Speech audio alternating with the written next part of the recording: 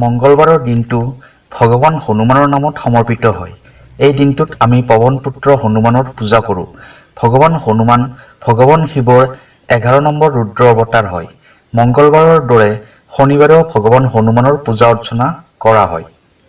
আপুনিতো জানেই, হনুমানজী অতি সোনকালে সন্তুষ্ট হয়। যি ভক্তই সম্পূৰ্ণ শ্ৰদ্ধা ভক্তিৰে সঁচা হৃদয়েৰে হনুমানজীৰ পূজা অৰ্চনা কৰে, তেওঁৰ জীৱনত কেতিয়াও দুখ কষ্ট নহয়।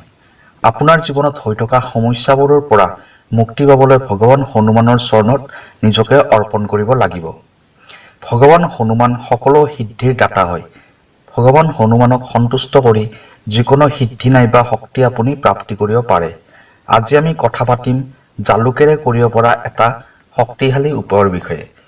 কেতিয়াবা কি হয়, আপুনি এটা বহুত প্ৰয়োজনীয় কামত বাহিৰলৈ যাব বিচাৰিছে আৰু আপুনি বিচাৰে যে আপোনাৰ কামটোত যাতে সফল হয়। এনেকুৱা ক্ষেত্ৰত কি কৰিব? দুটা জালুক ল'ব আৰু জালুক দুটা ঘৰৰ মুখ্য দুৱাৰৰ ভিতৰৰ ফালে ৰাখিব। সেই জালুক দুটাত ভৰিখন ৰাখি আপুনি বাহিৰলৈ ওলাই যাওক। পিছত আপুনি জালুক দুটা মাটিত পুতি থব। এনেকুৱা কৰিলে আপোনাৰ কাৰ্যবোৰত সফলতা প্ৰাপ্তি কৰিব পাৰিব।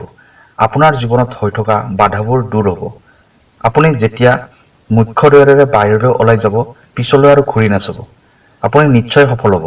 তাৰ পিছত ঘৰলৈ ঘূৰি আহি জালুক দুটা মাটিত পুতি থব। 2 নম্বৰ উপায়, প্ৰায় সংখ্যক মানুহৰ ঘৰতে নিগেটিভিটি থাকে। কেতিয়াবা কিবা ভুল বস্তু ক্ৰয় কৰা হয়, তাৰ বাবে সমস্যা হয়।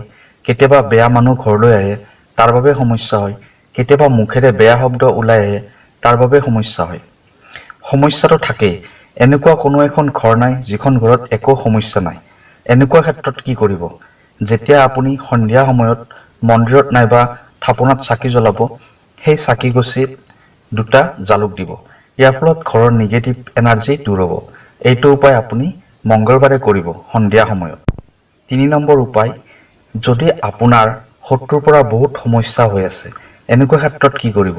দুটা জালুক ল'ব, 3 বাৰ এই মন্ত্ৰটো জপ কৰিব। ওম ক্লিং, ওম ক্লিং, ওম ক্লিং। তাৰপিছত ঘৰৰ প্ৰতিজন সদস্যৰ মূৰৰ ওপৰেৰে জালুককেইটা 3 বাৰ ঘূৰাই দিব ওলোটাকৈ। তাৰপিছত ঘৰৰ পৰা দক্ষিণ দিশত জালুককেইটা পেলাই দিব। আপোনাৰ শত্ৰু নাশ হৈ যাব। এইটো বহুত সৰু উপায়, কিন্তু ইয়াৰ ফল অতি সোনকালে পোৱা যায়। আজিৰ বাবে এইখিনি আছিল। আমি আহিম আকৌ এটা নতুন ভিডিঅ'ত। তেতিয়ালৈ নমস্কাৰ।